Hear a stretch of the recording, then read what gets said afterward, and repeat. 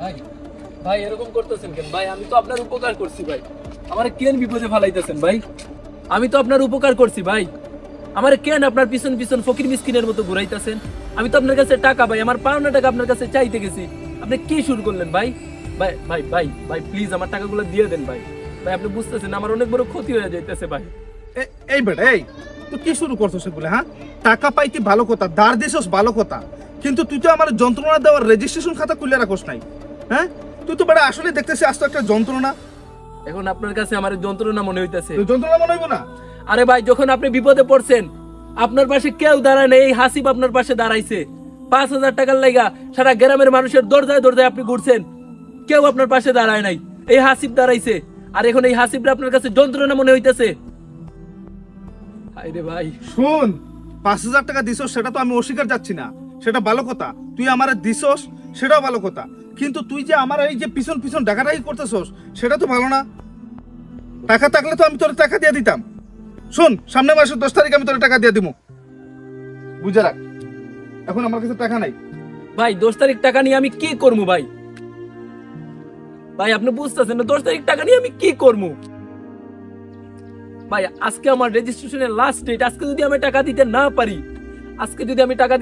পারি, ভাই আমার একটা বছর ক্ষতি হয়ে যাবে ভাই। আপনি বুঝতেছেন না কেন? যেমনে পারেন আপনি আমার টাকা দিন, আমার টাকা দিবেন আপনি। এই চুদির, এই তোরা কি না করছি আমি টাকা দিব না? হ্যাঁ, টাকা কি আমি নিজে বানাই? আমি যদি বানাইতে পারতাম তাহলে টাকা তোরা আমি কবেই দিয়ে দিতাম। দেখ, তোরা আমি মারতে চাইতেছি না, ভালো ভালো কইতেছি, তারপর মাইরা দিছি তোরে। তুই এখান থেকে কাইটা পড়, না হলে কিন্তু আরো মারমু, ঠিক আছে? বুঝতে পারছি, তুই এখান থেকে যাবি না, আমি চলে যাই।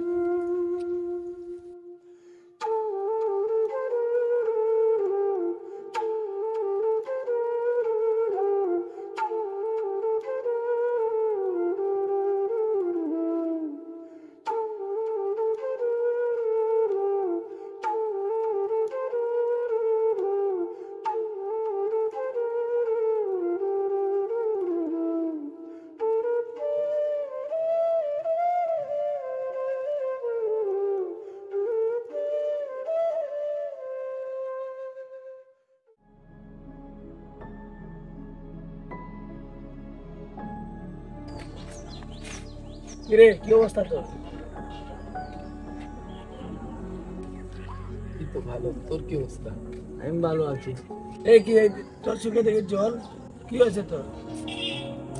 ওই এখানে এইসব বইছি তো, আর একটু ফুকা গেছে। আসিফ, তোকে আমি চিনি, তোর মতো একটা পরোপকারী ছেলের চোখে জল, সেটা আমি কেন লাগা কোনো পাষাণ ব্যক্তি সহ্য করতে পারবে না। কি হচ্ছে বল আমাকে।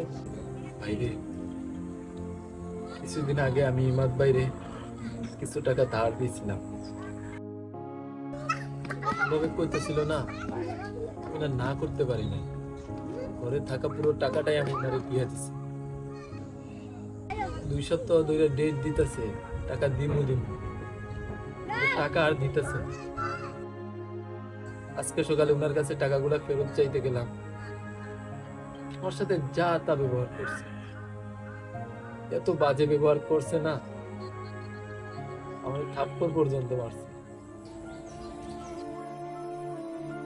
আজকে আমার রেজিস্ট্রেশনের লাস্ট ডেট, টাকা ম্যানেজ করতে পারি নাই, রেজিস্ট্রেশনটাও করতে পারলাম না।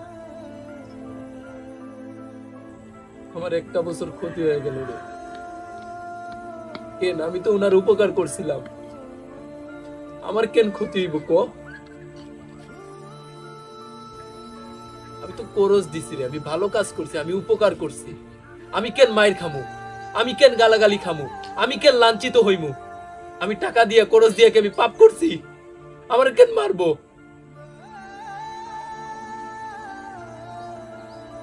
মাঝখান থেকে আমার জীবনটা না নষ্ট হয়ে গেছে, আমার একটা বছর ক্ষতি হয়ে গেল না। আচ্ছা কইতে পারোস এই সমাজের মানুষগুলা এরকম কেন রে? এই মানুষগুলা দিন দিন ও মানুষ হয়ে যাইতেছে। এদের মধ্যে কোনো ধরনের কৃতিত্ববোধ নাই, কোনো ধরনের মানবিকতা নাই। এই যে দেখ, আমি ওনার উপকার করলাম, আমার কাছে কৃতজ্ঞতা বোধ দেখাইবো, তা না কইরা আমারে লাঞ্ছিত করছে, আমার উপর জুলুম করছে। যাক, জীবন তো আমার নষ্ট হইছে, তার সমস্যা কি? সওয়াব কামাইতে যায় যাওয়ার হয়ে গেছে বন্ধু, এগুলা নিয়ে আর কথা বলতে চাই না। তোরা কি আর কমু, তোকে সান্ত্বনা দেওয়ার মতো ভাষা আমার কাছে নাই। এই সমাজটা পছন্দ হয়েছে, তোর মতো আসিফদের কারণে এই সমাজটা এখন ঠিকই আছে। রেজিস্ট্রেশনের সময় তো চলে গেছে, কি আর করবে? উপকার করতে গিয়ে মাঝখানে তোর জীবনটাই নষ্ট হয়ে গেছে। ওদের মতো কুত্তাকে সাইরা দিলে হইব না।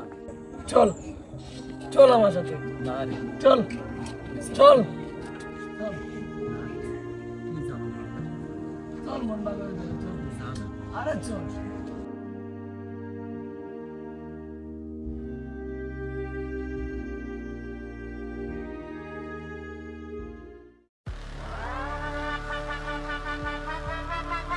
এই চুদির পুত, কই গেলি তোরা? আমার কই আনছস?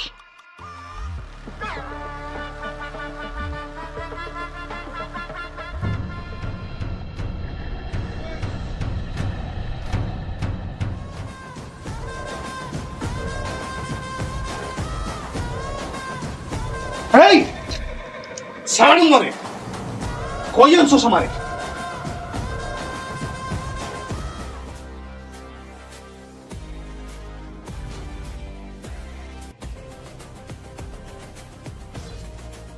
এই শয়তানের বাচ্চা, আমি তো তোর উপকার করছিলাম রে। তোর বিপদে আমি আমার সর্বোচ্চ দিয়ে তোর পাশে দাঁড়াইছিলাম। আচ্ছা, আমি কেন তোর উপকার করার কারণে গালাগালি খামু? কেন আমি তোর উপকার করার কারণে মার খামু? কেন আমার 1 বছর পড়াশোনা বন্ধ হইব? কত একটা মাস তোর পিছন পিছন আমি ফকির মিসকিনের মতো কুত্তার মতো ঘুরতাছি, কিন্তু তোর কাছ থেকে আমার পাওনা টাকাগুলো আমি নিতে পারতাছি না। কেন রে? এত অকৃতজ্ঞ, এত বেঈমান কেন তুই? তোদের মতো কিছু অকৃতজ্ঞ বেঈমানের কারণে আজকে এই সুন্দর সমাজ থেকে মানবতা বিলুপ্ত হওয়ার পথে। এইভাবে চলতে দিলে তো চলবো না রে।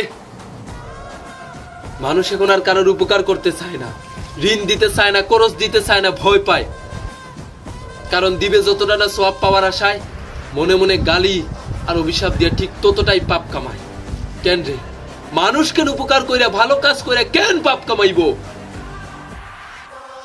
আসিফ, টাকা চাইতে মায়ের দিয়ে বেশি, ওর কাছ থেকে টাকা উদ্ধার করা যাইব না। মায়ের দিয়ে ওকে, মায়ের দিয়ে।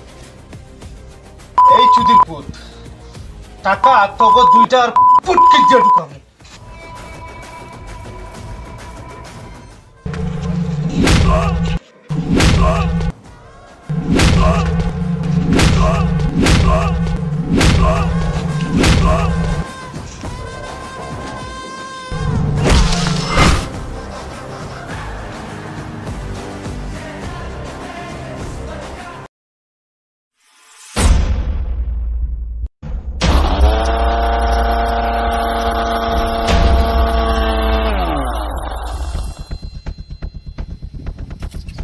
ওয়ালাইকুম আসসালাম।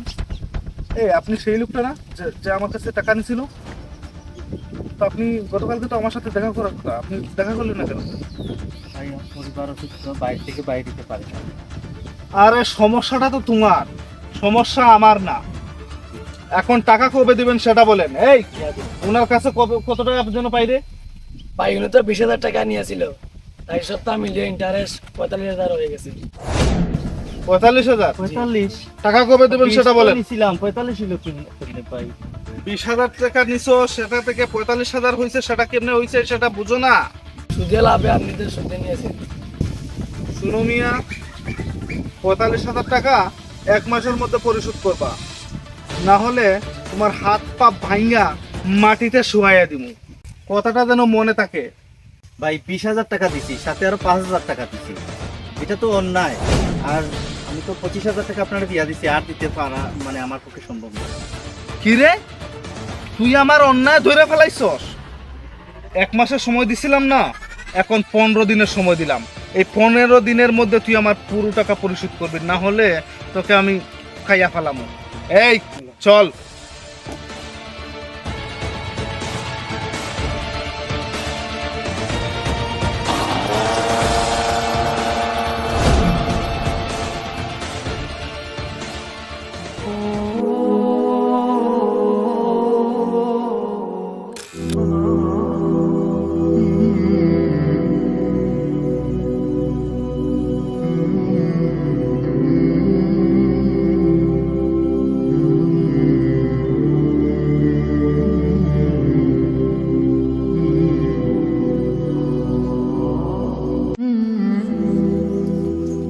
ভাই এই দেখেন ভাই, এই টাকা ভাই। আরে বুড়া তুমি এখানে? বুড়া মানে কে তুমি? যাদবের মতো কথা বলো। কি রে, তুই আমারে চিনতে পারোস নাই?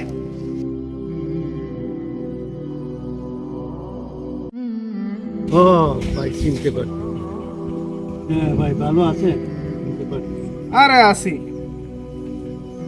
তুমগো জ্বালা কি আর ভালো থাকতে পারি? এই উপরে উঠো, কথা আছে। আসেন চাচা আসেন।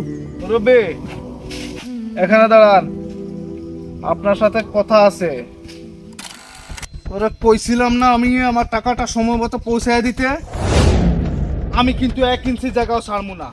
দরকার পড়লে সন্ত্রাস বাহিনী আইনা দেয়াল আমি ভাঙ্গা ফেলাইমু। ইমরান, তুমি সামান্য সুদের টাকার জন্য তোমার বাবার বয়সী মুরব্বীর সাথে বিয়াদবি করতে। এই বুড়া, তুই নৈতিকতা দেখাস আমার সাথে? এত জোরে জোরে চিৎকার করে তোর সাথে কথা বলি, তোর কানে দিয়ে ঢুকে না? বুঝছি, দুটা দিতে হবে কানের নিচে।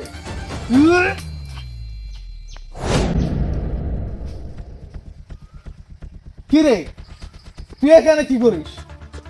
তোরা দুইটা এখানে কি করিস? যা এখান থেকে যা। আমার বিয়ে পাশের সার্টিফিকেট।